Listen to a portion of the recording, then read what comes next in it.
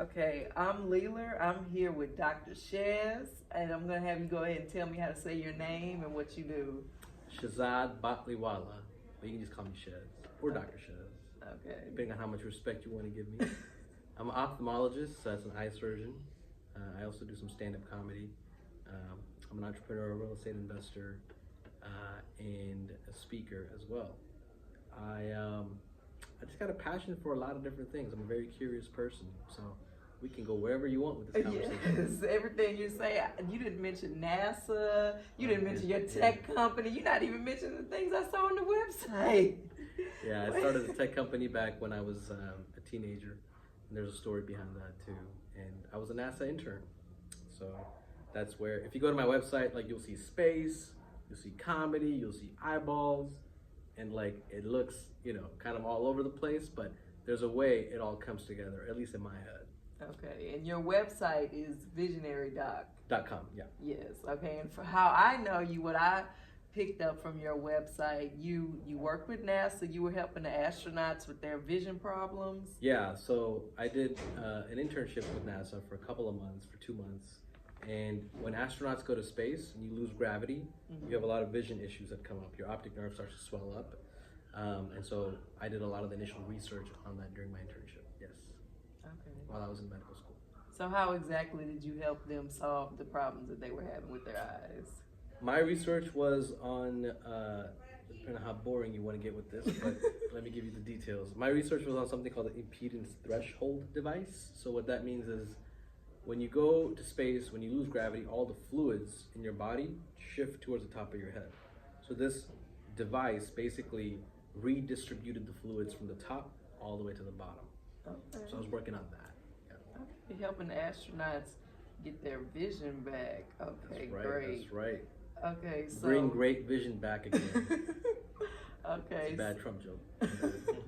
So what made you get into, say it right. Ophthalmology? Yes, ophthalmology. Yeah, I mean, it's like, the best field in medicine. I mean, I can take people who don't see well at all, bad cataracts, which is a cloudy lens, big glasses, contacts, talked about that. Yes, this man, he doesn't even know me. He said, I have a thick prescription. I'm like, okay, and how are you doing? No, you can tell with the, yeah. I didn't say it looks bad. Then he told me to get LASIK. Like, no. Why not? Look, I'm Indian. I gotta make money. All right. You want LASIK? I do LASIK. Let's do it. No, I'm not sold on the LASIK, but no, I'm kidding. For real, really? No, I wouldn't get LASIK. I'm good. Is it just like a personal thing, or is it because you've heard things and seen I've heard things. I've heard so horrible many things. groups. So I had LASIK. I had LASIK. But you're a doctor, so. Yeah, but I had my eyes cut open. But you know who to go to. You know more than the average person. You have more insider information. Yeah, well, I'm about to give you all that insider information, but you're like, nope, no LASIK. I'm like, okay. I heard like 3 or 4 bad reviews, but teach his own. Yeah, that's all good. I'm not the target audience for LASIK. But it's all good. So you do LASIK. So what inspired you to create your website, visionarydoc.com? Yeah, that's a good question. I created it like 4 or 5 years ago, and I wasn't sure exactly where I was trying to go with it. I just knew that there's something beyond medicine and beyond helping people just see the world that I want to do, right? I want to inspire people to live, I guess, in their highest self, because for a long time I didn't live like that. And it's a journey. I'm not saying that I do that now, right? I struggle a lot to kind of think about life from a bigger perspective.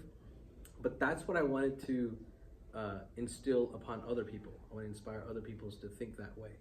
So that all became clear just recently for me. But when I first started, I was like, visionary. I'm a future thinker. I'm kind of a long thinker and a big picture thinker. So, I bought the domain, created the website. And now it's all coming together, so. Okay, yeah. So, and you've connected vision with working with astronauts in space. So can you tell us about some challenges that you've had during your journey of becoming who you are today? Challenges, lots of them. Like what? Any challenges that you face? I know that you've immigrated from another country, so okay, you could tell us about that. Sure, yeah. Yeah, that's a good question. I think the biggest challenge, there have been a lot, but the biggest one is like, I've always tried to do things to prove myself, right? To prove something to someone else, that I'm good enough, that I can do it, right? That's one way to do something, but it's not a very fulfilling way to do something, you know? There's external validation and there's internal validation. External validation is like you get validation from others, right? So you're not really doing it for you, for the joy of the work, right? That's been my biggest challenge. Even to this day, I still struggle with that. So like putting yourself first. Putting yourself first, yeah, or and impressing yes, yourself first before you yes, can impress yes, other exactly. people. Like Okay. people pleasing, and perfectionism, all of these types of characteristics. I don't know exactly why I have that. I think a lot of human beings do, but I really don't want to live like that. You know, it's not a very fulfilling way to live. So that's probably the biggest challenge, and it just takes a lot of like asking yourself the hard questions, like, why do I really want to do this? What's my why, right? Am I doing it for me, or am I doing it to prove something to someone else? Am I doing it for money, right? Why am I really doing whatever it might be, Right. you know?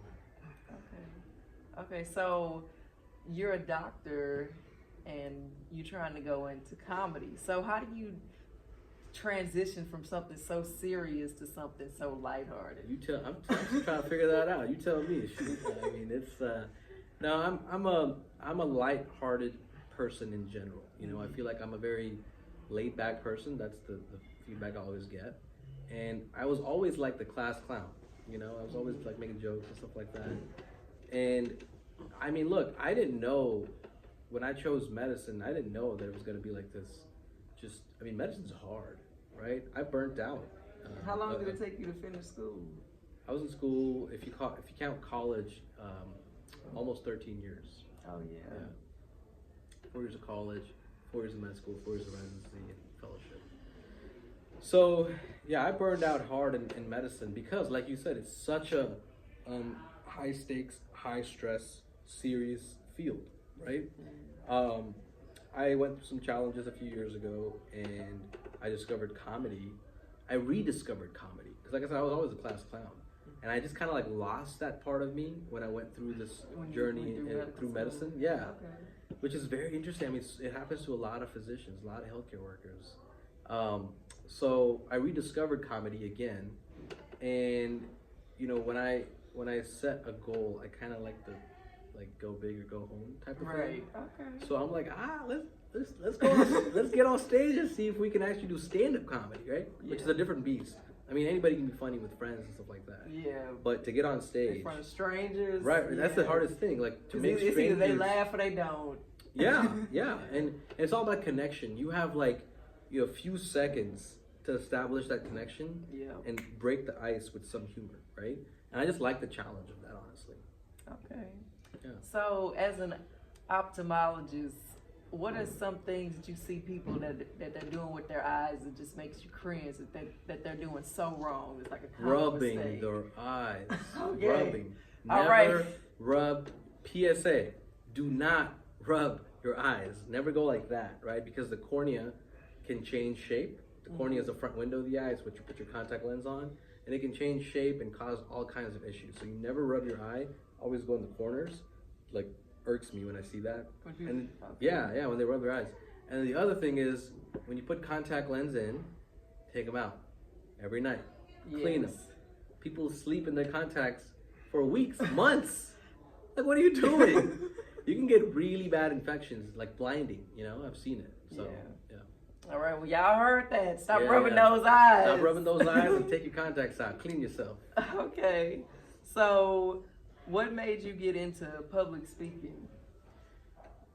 Well, some of it is just like when you go through medical training, you have to do what's called grand rounds. Like you have to present in front of people. So that was your practice. To show that you know what you're doing, you know what you're talking about, right? So some of it was just intrinsic in my training. And then I realized I kind of liked it. You know, I'm good at it. I think I'm good at explaining things to people. I like teaching, and public speaking in a way is kind of like that. Yeah. And plus, I mean, all right, let's be honest, right? I mean, I'm a doctor, I'm a comedian, so there's a part of me that's like, I like the limelight. I like attention. Yes. Okay. So I get that respect too. it. Yeah, it's okay to be yourself, right? Right. Okay. So, do you combine your medical and your NASA and your tech experience with your comedy? I want to. So like today, you missed the whole show, but had you been in the show, you would have known that I talked about space a little bit. I made some space jokes. So yeah, the goal for me is like, I don't want to do just any kind of comedy. I want to do comedy about the things that I've gone through and seen in my life and inspire people through that humor, which means I got to extract all the things I've been through and kind of think through those things, right? So yeah, eventually, like my business experience, my NASA internship, medical school, all of those different chapters of my life, You're gonna make it funny. It's all gonna be comedy. Okay. Absolutely. Okay. So, Eventually. what advice, you migrated here from India, so what advice would you give to an immigrant that's trying to, come to America and start a new life and make it big like you? Oh my God. Well, first of all, I don't think I've made it big, but thank you. I appreciate that. I know I'm a physician, and it took a lot of time, right? So that's a good question. What advice would I give an immigrant?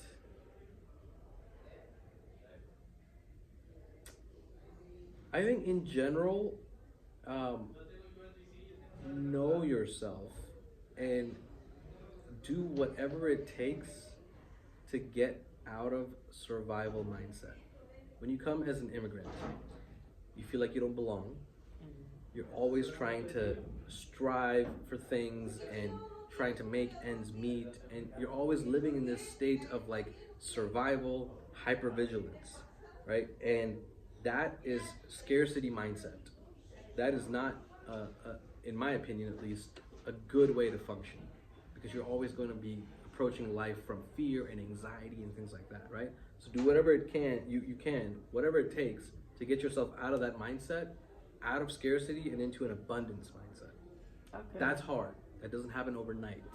Yeah. But if you want to take life by the horns and handle the hard things, I think that's what you got to do. Okay, very well said. Very well said. So, Thank you. moving forward, what's up next for Dr. Shehz? Man, that's a good question. I don't know. You did comedy, eye surgery, space, tech. Yeah, no, What's I mean, next? yeah, I mean, I'm gonna still continue to do ophthalmology because I really like ophthalmology. Probably work, a little less in ophthalmology, so I have more time for my other Yeah, I saw your passions. website says semi-retired. Yeah, I mean, that's a whole nother angle, right? Like, Mhm.